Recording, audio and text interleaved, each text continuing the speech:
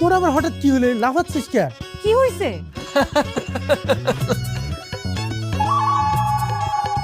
এই খুশি খুশি, একটা পুরান খুশির কথা মনে পড়ছে, এই জন্য এক্সাইটমেন্ট। চুপ করে বস তো, বস বস।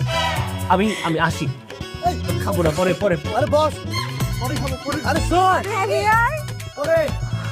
মন যে কি হয় আমি বুঝি না। আচ্ছা বাদ দাও তো, যাওয়ার হয়েছে। আর তুই আসতেছিস কেন?